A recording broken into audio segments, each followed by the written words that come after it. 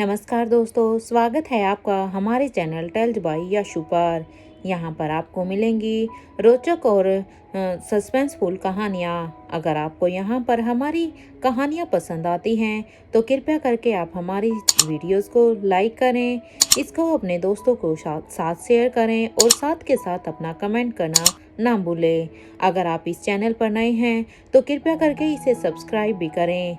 आपका ज़्यादा समय न लेते हुए चलो आज की कहानी को शुरू करते हैं।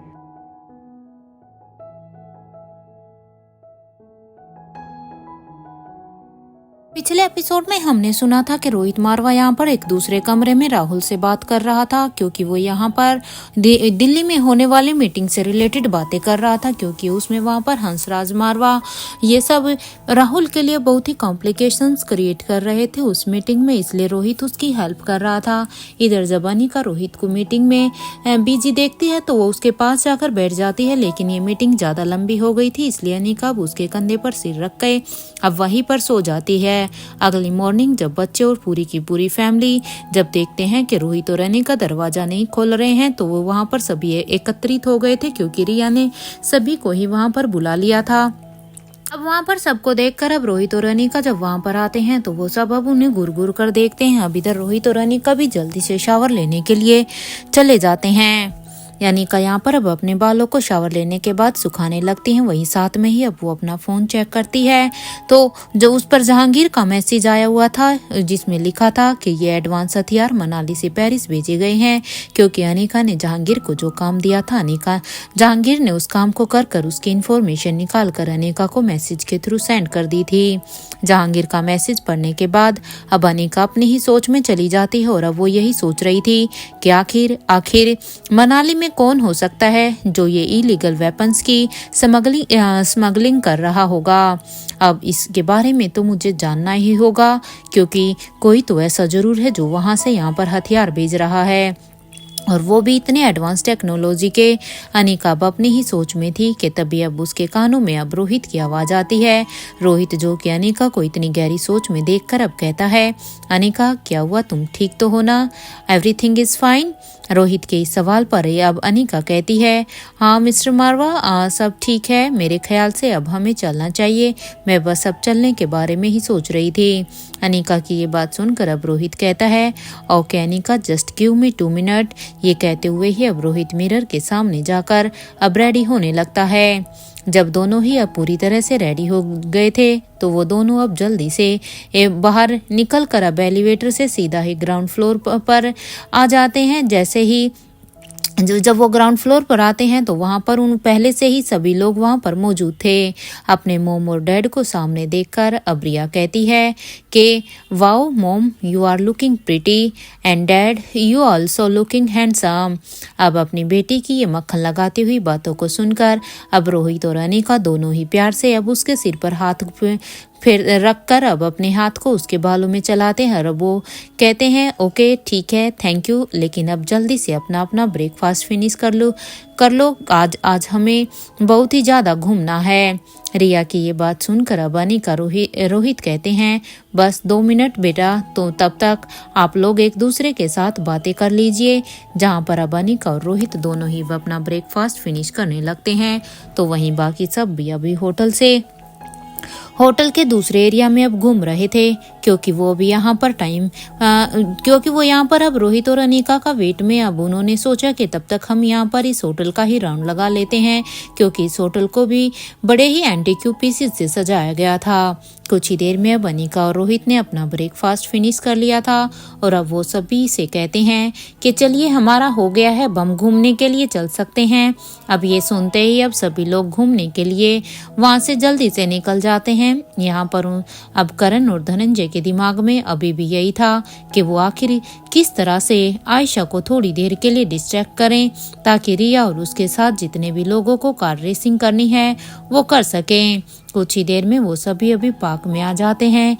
यहाँ अब करण आयशा से कहता है, तुम मेरे साथ चलो ना, मुझे वो प्रीति और नंदनी के लिए कुछ लेना है, मुझे उनके लिए कुछ शॉपिंग करनी है। अगर तुम मेरे साथ चलोगी तो इसमें मेरी हेल्प हो जाएगी, क्योंकि मुझे लेडीज के बारे में ज्यादा कुछ लेना नहीं आता। ये सुनते ही अब आयशा मारवा कहती है, ओके ठीक है मिस्टर गुलेरिया, मैं चलती हूँ। अब यहाँ पर करण और आयशा अब एक शॉप की तरफ जाने लगते हैं। तो अब उन दोनों का ही पीछा, तो वो दोनों अब जब पीछे मुड़कर देखते हैं तो धनंजय को वो यहाँ पर अब करण एक आंख मारता है, जिससे धनंजय भी अब करण की प्लानिंग को समझ जाता है, क्योंकि ये करण की ही प्लानिंग थी कि आयशा को एक तरफ लेकर जाना। यहाँ धनंजय अब सभी से ही कहते हैं कि जल्दी से चलो, जिसे कार रेसिंग करनी है, इसलिए वो जल्दी से जाकर अब अपना नाम रजिस्टर करवा दो, क्योंकि कुछ ही देर में वो शुरू हो जाएगी। क्योंकि आयशा मारवा ने सीधे सीधे कार रेसिंग से मना कर दिया था, इसलिए यहाँ पर करण और धनंजय ने ये ऐसा प्लान बनाया था कि करण यहाँ पर आयशा को एक तरफ लेकर जाएगा, जिससे आयशा को भी बुरा नहीं लगेगा और यहाँ पर बच्चों को भी अपना मन नहीं मारना पड़ेगा। अब धनंजय पीरामल की ये बात सुनकर अब रिया कहती है, बट दादू दादी माँ को तो बुरा लगेगा ना, क्योंकि दादी माँ ने तो कार रेसिंग से बिल्कुल ही मना किया था, और ये तो आप भी जानते हैं, अगर उन्होंने मना किया था और अगर हम करेंगे तो वो उन्हें बिल्कुल भी अच्छा नहीं लगेगा। रिया की ये बात सुनकर अब धनंजय पीरामल कहते हैं, हाँ हम सभी यहाँ पर एंजॉय करने के लिए आए हैं, उन्हें बुरा तो लग सकता है, लेकिन तुम ये भी तो देखो ना, हम सबको भी तो एंजॉय करना है। और अगर हम यहाँ पर एंजॉय करने के लिए ही स्पेशल इस ट्रिप पर आए हैं तो रिया तुम ही सोचो ना कि यहाँ पर कोई भी अपना मन नहीं मारेगा, जिसको भी जो भी करना है वो वही करेगा। और हाँ आप सभी चिंता मत कीजिए, क्योंकि जब तक सभी कार रेसिंग को एंजॉय करेंगे, वहाँ पर आपके करण नानू आपकी आयशा दादी माँ को अपने साथ बिजी रखेंगे, क्योंकि आपकी आयशा दादी माँ यहाँ पर नहीं है, इसलिए वो अभी यहाँ से गई हुई है। तब तक आप सब अपनी ये कार रेसिंग कर सकते हो। अब धनंजय की ये बात सुनते ही अब अलेक्जेंडर कहता है, इसका मतलब ये हुआ कि दादी माँ हर्ट नहीं होगी, क्योंकि अगर वो यहाँ पर हमें कार रेसिंग करते हुए देखेगी ही नहीं तो फिर वो शायद हर्ट भी नहीं होगी। अब ये सुनते ही अब सभी अब उस कार से कोट्रे रोज रैली के पास आ जाते हैं। ये एक स्पिनिंग राइड थी, जिसमें राइडर्स को इसमें बैठकर ट्रैक के पास ले जाया जाता है। इस राइड में क्रिश, रिया, यश, अनिका, रेखा मौसी, अंजलि मामी और बड़ी रानी बैठे हुए थे। कुछ ही देर में ये राइड अब शुरू हो जाती है। यहाँ अब सभी के चेहरे पर ही एक स्माइल आ जाती है और सभी के चेहरे को ही इस तरह से मुस्कुराता हुआ देखकर अब धनंजय पीरामल भी अब बहुत ही खुश हो जाते हैं, क्योंकि वो भी अब तक रिया को समझ गए थे कि उनकी ग्रैंड डॉटर यहाँ की एक राइड भी मिस नहीं करना चाहती, क्योंकि अब तक रिया ने सारी ही राइड्स को पूरी तरह से एंजॉय करने की कोशिश की थी। जहां रिया को देखकर अब धनंजय पीरामल के चेहरे पर स्माइल थी, तो वहीं आयशा मारवा के बारे में सोच कर अब वो परेशान भी हो रहे थे, क्योंकि ये जो कार राइड अब यहाँ पर ये सब कर रहे थे, ये बस एक सिंपल सी कार राइडिंग थी। उसके लिए भी आयशा ने साफ साफ मना कर दिया था। अब उसे समझ में ही नहीं आ रहा था कि आखिर आयशा के साथ हुआ क्या है। कुछ देर तक सभी अब अपनी अपनी राइड को एंजॉय करते हैं। अब अपनी अपनी राइड को एंजॉय करने के बाद वो अब बारी बारी से वहां पर धनंजय के पास आ जाते हैं। यहाँ रिया अब अपने दादू के पास आकर अपने दादू को थोड़ा सा उसकी तरफ झुकने के लिए कहती है। रिया की ये बात सुनकर अब धनंजय पीरामल भी अब थोड़ा सा रिया की तरफ झुक जाते हैं, तो रिया अब उनके कानों में कहती है, थैंक यू दादू, सच में मैं आपको बता नहीं सकती, यहाँ पर मुझे बहुत ही मजा आया। दादू आप देखना, एक दिन मैं मोम और डैड की तरह ही बेस्ट कार रेसर बनूंगी, क्योंकि मेरे मोम और डैड दोनों ही एक अच्छे कार रेसर हैं, वो एक अच्छी ड्राइव करते हैं, इसलिए मुझे भी वही बनना है। रिया की ये बात सुनकर अब धनंजय पीरामल उसे कहते हैं, तुम्हारी मम्मा कार रेसर है? अब धनंजय की इस बात पर अब रिया कहती है, हाँ दादू, वो तो एक बहुत ही अच्छी कार रेसर है।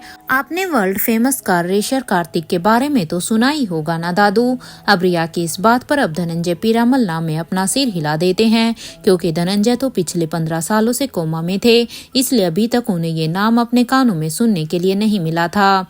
यहाँ इससे पहले कि रिया अब अपने दादू को कुछ और भी उस कार रेसिंग के बारे में कहती, तभी अब उसके कानों में उसकी मम्मा की आवाज आती है जो कि कह रही थी। रिया अब अपनी मम्मा की इस आवाज को सुनकर कि उसकी मम्मा उसे पुकार रही है, अब रिया अपनी मम्मा को देखने लगती है। तो अब वो अपनी मम्मा के फेस के एक्सप्रेशन को देखकर अब रिया समझ जाती है कि उसे अभी इस कार रेसिंग के बारे में अपने दादू के सामने और कुछ भी नहीं कहना है, क्योंकि अनिका ने इशारों में ही रिया को इससे आगे कुछ भी बोलने के लिए मना कर दिया। क्योंकि जब रिया यहाँ पर धनंजय से कार रेसिंग के बारे में बात कर रही थी तब अनिका ने रिया की ये बात सुन ली थी, क्योंकि अनिका दूर तक की बातें सुनने में सक्षम थी। इसलिए जब अनिका को लगा कि अब वो उससे आगे कार्तिक तक अब वो बात पहुंचा रही है, तो अब उसे रिया को यहीं पर ही चुप करा देना चाहिए। इसलिए ही इससे पहले रिया कुछ भी कहती, अनिका ने उसके आवाज देकर उसे चुप रहने के लिए इशारों में उसे समझा दिया। यहाँ पर अब ये सब होने के बाद अब मयूर कहता है अब कहाँ जाना है। अब मयूर की ये बात सुनते ही अब रिया कहती है अभी तो हमें एवेंजर्स असेंबल फ्लाइट फोर्स की तरफ जाना है, क्योंकि अभी हमारा वो भी रहता है। अब रिया की ये बात सुनते ही अब सभी वहाँ पर जाने के लिए फिर से एक्साइटेड हो जाते हैं और अब वो सब उधर की तरफ जाने लगते हैं। तो वहीं अब तक करण गुलेरिया और आयशा मारवा भी अब उन सभी को ही वहाँ पर ज्वाइन कर लेते हैं, क्योंकि यहाँ पर कार रेसिंग कंप्लीट होते ही अब धनंजय ने करण गुलेरिया को मैसेज कर दिया था कि वो अब आयशा को वापस लेकर यहाँ पर आ सकते हैं। इसलिए अब तक करण और आयशा भी उन्हें वापस से आकर ज्वाइन करते हैं। अब उन्हें देखकर राजलक्ष्मी कहती है क्या हुआ है अंकल, आपने कुछ खरीदा नहीं? इस बात पर अब आयशा मारवा कहती है कि पूछ मत बेटा, इन्हें कुछ पसंद ही नहीं आ रहा था, क्योंकि जब ये यहाँ से मुझे ऐसे अपने साथ लेकर गए थे तब तो इन्होंने यही कहा था कि वो प्रीति और नंदनी के लिए कुछ खरीदना चाहते हैं, लेकिन वहाँ जाने के बाद तो पता नहीं इन्होंने कितना ही सामान निकलवाया, लेकिन इन्हें कुछ पसंद ही नहीं आ रहा था। तोबा तोबा, मुझे नहीं पता था कि इन्हें चीजें चूज करने में इतनी परेशान करते हैं ये सब। वो सभी अब उस राइड्स के पास अब आ गए थे। इधर अभी राजलक्ष्मी ये देखकर अब उसके चेहरे पर एक स्माइल आ जाती है, क्योंकि वो साफ साफ देख पा रही थी कि करण के शॉपिंग से सच में आयशा कितनी परेशान हो गई थी। अब ये ऐसे ही बातें करने के बाद वो सब अब अगली राइड की तरफ जाते हैं। अब वहाँ जिसके बारे में अभी रिया ने कहा था, ये एक intense high speed roller coaster with इन्वर्जन्स था, जो कहाँ और कैसे जाता के राइडर्स को समझ ही नहीं आता कि अब कब ये ऊपर गया और कब नीचे। इस राइड में रोहित, अनिका, आर्यन, अलेक्जेंडर, रिया, यश, करण गुलेरिया, धनंजय पीरामल, आलिशा, मयूर, राजलक्ष्मी, क्रिश, भूमिका, अर्जुन सिंह, छटेंद्री ये सभी ही बैठे हुए थे। कुछ ही देर में अब उनकी राइड अब शुरू हो गई थी, क्योंकि उन सब के बैठने के बाद उन्हें सारी तरह से ही उनके सेफ्टी इंस्ट्रक्शन अच्छे से समझा दिए गए थे और अब उनकी राइड शुरू कर दी गई थी। जहां पर जो राइड को एंजॉय कर रहे थे वो खुश थे, लेकिन जो उन्हें बस नीचे से ही देख रहे थे उन्हें तो कुछ समझ में ही नहीं आ रहा था। उन सभी की तो सांसें ऊपर नीचे ही उन सबको देखकर ही हो रही थी। यहाँ श्रेया तो बस आकाश का हाथ अब जोर से पकड़े हुए थी, तो वहीं अब श्वेता का हाल भी कुछ ऐसा ही था, क्योंकि यहाँ पर ये दोनों राइड पर तो चली, ये दोनों बस राइड से बहुत ही ज्यादा डरी हुई थी। यहाँ अब किशन मल्होत्रा कैलाश अधिकारी से कहता है कि आप क्यों नहीं गए। इस बात पर अब कैलाश अधिकारी कहते हैं मैं अपनी बेटी के बगल में हूँ, तो इसका ये हाल है। अगर मैं भी उनके साथ होता ना तो पता नहीं इसका क्या हाल होता। यहाँ कैलाश अधिकारी अब आकाश के पास आकर अब उसे कहते हैं तुम मुझे एक बात बताओ कि तुम और रानी साहिबा दोनों भाई बहन हो ना, तो तुम उनसे इतने अलग क्यों हो। कैलाश अधिकारी ने अब सीधे ही उनसे ये सवाल पूछ लिया था। अब कैलाश अधिकारी की ये बात सुनकर अब आकाश कहता है मुझे पता नहीं है। यहाँ पर अब वो सभी उन्हें ही देख रहे थे। कुछ ही देर में अब वो सभी अपनी राइड को एंजॉय करने के बाद आ जाते हैं, जहाँ पर अब रिया की एक्साइटमेंट तो अनदर लेवल की थी, क्योंकि रिया बहुत ही खुश थी। सारे ही बच्चे सच में बहुत ही खुश हो गए थे। तो वहीं अब करण और धनंजय को देखकर तो ऐसा लग रहा था कि वो तो अलग ही दुनिया में चले गए हों। यहाँ पर अब सभी नीचे आ जाते हैं। अब रिया अपने डैड से कहती है नीचे आने के बाद कि डैड हम अब क्रश कोस्टर राइड की तरफ चलेंगे। अब रिया की ये बात सुनकर अब रोहित कहता है कि फिर ठीक है, फिर अब हम सब चलते हैं। अब ये सब सुनकर अब वहाँ पर कुछ लोग तो रिया और रोहित के साथ जाने लगते हैं, तो वहीं कुछ लोग अभी आरसी रेसर की तरफ जाने लगते हैं। आरसी रेसर एक हाफ पाइप रोलर कोस्टर थी। सभी लोग अपनी अपनी पसंद की राइड्स को एंजॉय करने लगते हैं। जब वो सभी अपनी अपनी राइड्स को एंजॉय करने के बाद एक मीटिंग पॉइंट पर मिलते हैं, तो अब अनिका अब सभी से ही कहती है, मेरे ख्याल से अब हमें the Twilight zone tower of terrace को एंजॉय करने चलना चाहिए। अपनी मम्मा की ये बात सुनकर अब वो सभी अनिका से जानने लगते हैं कि ये एक थ्रिलिंग ड्रॉप राइड्स है। इस राइड को एंजॉय करते वक्त फ्री फॉल का एक्सपीरियंस होता है। अब तक सभी ने ही लगभग सारी ही राइड्स को एंजॉय कर लिया था। यहाँ पर अब रिया अपने डैड को एक जोर का हक करती है और कहती है, thank you dads, it's a best gift for me. क्योंकि मैं आपको बता नहीं सकती कि मुझे यहाँ पर आकर कितना ही मज़ा आया, क्योंकि मैंने बहुत ही इंजॉय किया। यहाँ की सारी ही मेमोरीज मेरे लिए बेस्ट मेमोरीज है। ये कहते हुए ही रिया अब अपने डैड से कहती है, डैड मैं आपसे और मॉम से अलग नहीं होना चाहती हूँ। रिया की ये बात सुनकर अब उसके दोनों भाई अब एक दूसरे को ही देखने लगते हैं, क्योंकि रिया ने एक ऐसी बात कह दी थी जिससे अब वहाँ पर सभी ही इमोशनल होते दिखाई दे रहे थे। हालांकि रिया ने बस अपना एक नॉर्मल वे में ये सब कहा था, क्योंकि रिया ये नहीं जानती थी कि उसके मॉम और डैड अब उससे दूर जा रहे हैं कुछ दिनों के लिए। यहाँ रोहित भी अब रिया की ये बात सुनकर अब काफ़ी इमोशनल हो जाता है, क्योंकि रोहित को तो ये बात पता था कि अब बच्चे उसके नाना जी के वहाँ पर रहने के लिए चले जाएंगे। इसलिए रोहित एक तो पहले से ही इमोशनल था और ऊपर से अब रिया की ये बात सुनकर अब वो और भी इमोशनल हो जाता है। यहाँ पर अब अनिका को छोड़कर किसी को भी कुछ भी समझ नहीं आ रहा था कि रिया इतना इमोशनल क्यों हो रही थी। अनिका अब रिया के पास आकर अब उसे अपने गले लगाकर कहती है, रिया अभी तो देखो थोड़ा और भी बचा हुआ है ना, तो अभी से ही इतना थैंक यू क्यों कर रही हो। चलो हम घूमने चलते हैं। ये कहते हुए ही अनिका आर्यन और अलेक्जेंडर की तरफ देखने लगती है। यहाँ पर आर्यन और अलेक्जेंडर दोनों ही अभी अपनी मम्मा के इशारों को समझ जाते हैं। वो दोनों भी अब जल्दी से अपने डैडी के पास आ जाते हैं और वो अब रिया से कहते हैं, चलो रिया हम सभी के लिए आइसक्रीम लेकर आते हैं, क्योंकि उससे तो हमारा इंजॉयमेंट और भी 2 गुना हो जाएगा, क्योंकि आई थिंक आइसक्रीम तो सभी को ही पसंद होती है ना। अब आर्यन और अलेक्जेंडर की ये बात सुनकर वहाँ पर पिंकी और यश जो कि ये बात सुन रहे थे वो कहते हैं कि आइडिया तो अच्छा है, हम भी लेने के लिए चलेंगे। यहाँ पर अब सभी बच्चे अब सबके लिए आइसक्रीम लेने के लिए चले जाते हैं। यहाँ रोहित अब अनिका से कहता है, क्या तुम अब अपने सरप्राइज के लिए रेडी हो अनिका। रोहित की ये बात सुनकर अब अनिका भी हाँ में अपना सिर हिला देती है, क्योंकि अब बारी थी यहाँ पर अनिका के सरप्राइज के लिए। और वो अब रोहित के हाथों को पकड़कर कहती है, I am ready mister Marwah for the surprise. Anika की ये बात सुनकर अब रोहित अब सभी से ही कहता है, चले अब इस बात पर अब अनिका हैरान हो जाती है, क्योंकि अभी तो मिस्टर मारवा ने सरप्राइज के लिए कहा था और अभी वो सबको कहाँ चलने के लिए कह रहे थे। क्योंकि रोहित ने जिस तरह से कहा था तो अनिका सोचती है कि ये सरप्राइज सिर्फ उसी के लिए ही होगा, लेकिन अब यहाँ पर ये सब तो उन्हीं के ही साथ जा रहे थे। यहाँ पर अभी तक बच्चे सभी के लिए अभी आइसक्रीम लेकर आ जाते हैं और अब वो एक एक करके सभी को आइसक्रीम देने भी लगते हैं। सभी ने ही यहाँ पर अपने अपने हाथ में आइसक्रीम लेकर उसे खाना शुरू कर दिया था। यहाँ पर रोहित अब अनिका की आंखों पर अब एक पट्टी बांध देता है। ये देखकर तो अब सभी एक दूसरे को ही देखने लगते हैं कि आखिर रोहित ये सब क्या करना चाहता है। यहाँ पर रोहित अब अनिका को धीरे धीरे अपने सरप्राइज की तरफ लेकर जाने लगता है, क्योंकि अनिका के आंखों पर पट्टी थी, तो इसलिए अब रोहित उसके एक हाथ को पकड़कर अब वो उसे अपने साथ ही चलने के लिए कहता है।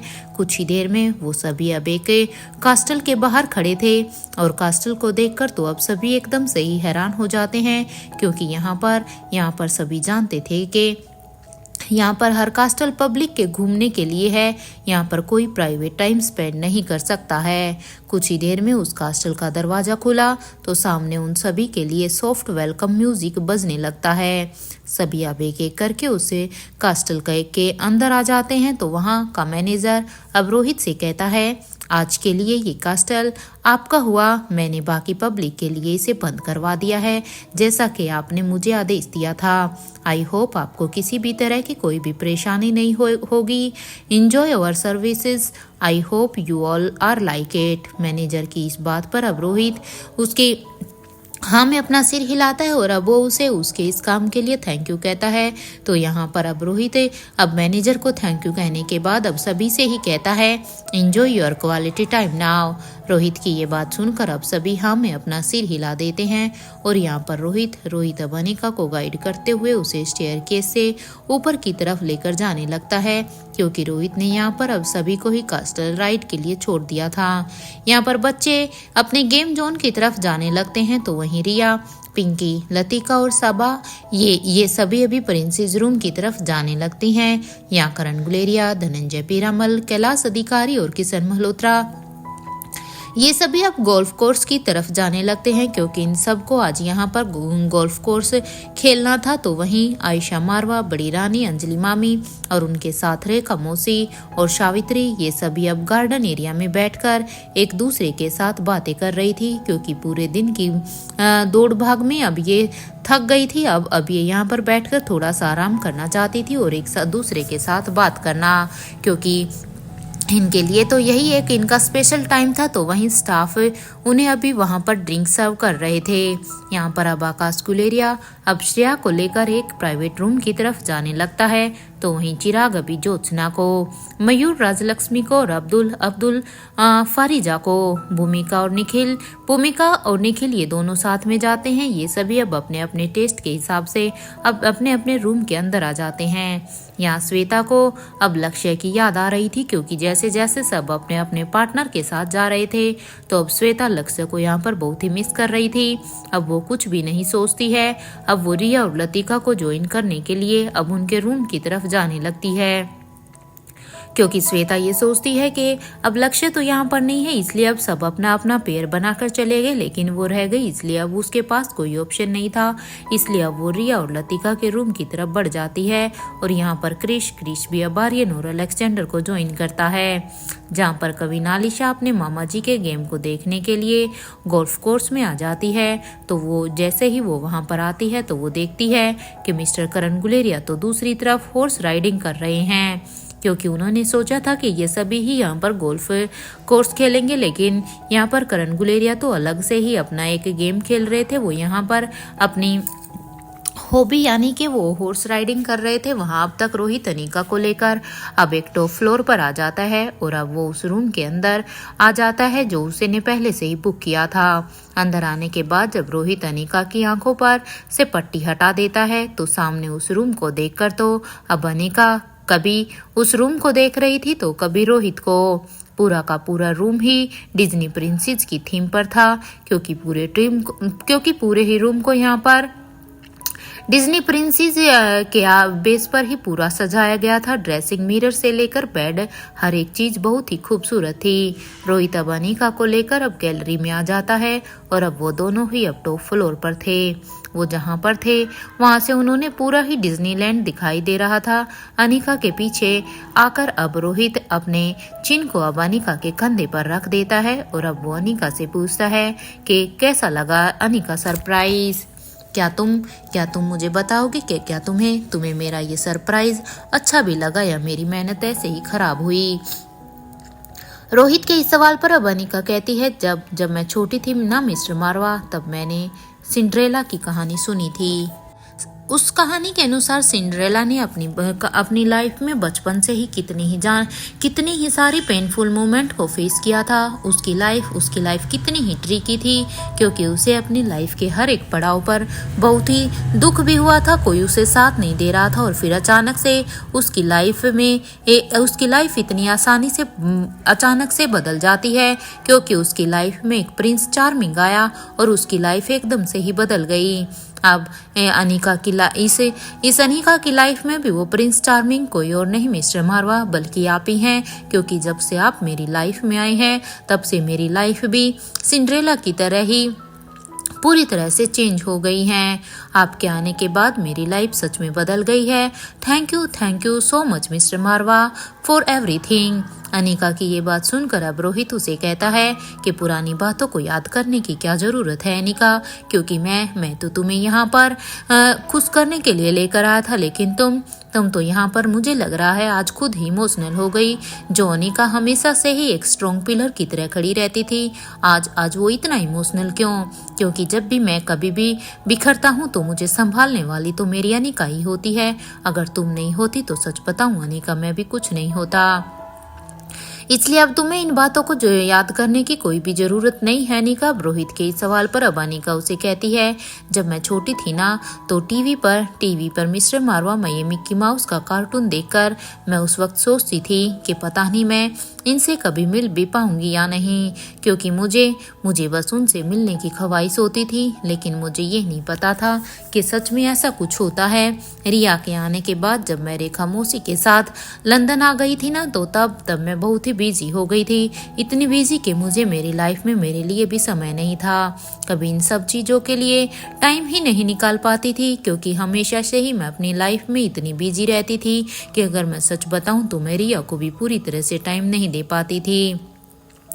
अब अनिका की इस बात को सुनकर अब रोहित अनिका को इमोशनल होता हुआ देखकर अब उसके गालों पर एक किस करते हुए कहता है, बैड मेमोरीज होती ही हैं इरेज करने के लिए अनिका। चलो आज एक नई मेमोरी बनाते हैं। जितनी भी तुम्हारी लाइफ में ये बुरी मेमोरीज हैं उन सब को अभी के अभी इरेज करो। ये कहते हुए ही रोहित अब अनिका के कंधे पर अपने दोनों ही हाथों को रखते हुए उसे अपनी तरफ कर लेता है और अब वो अनिका को देखने लगता है रोहित की आंखों को देखकर।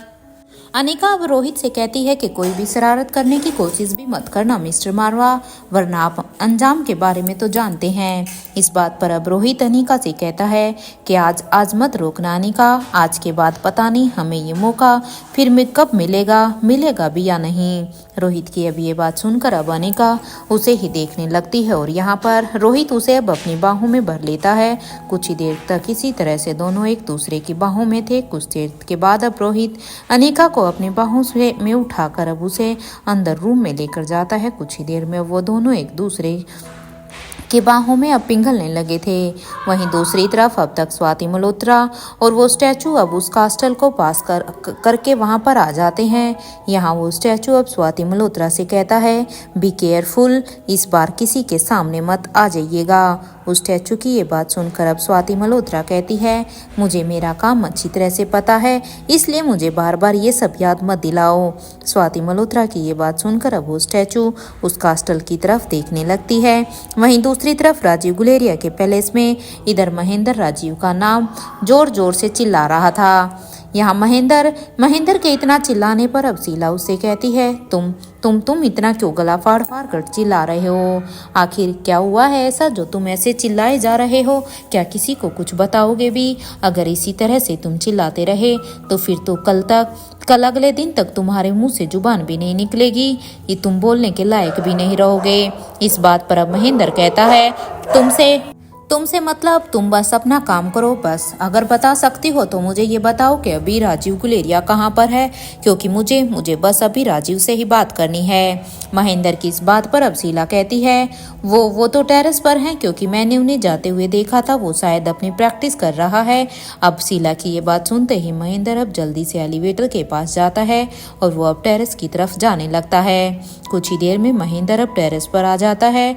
जैसे ही महेंद्र टेरेस पर पहुंचता है तो वो देखता है कि राजीव गुलेरिया अपनी फाइटिंग प्रैक्टिस कर रहा है।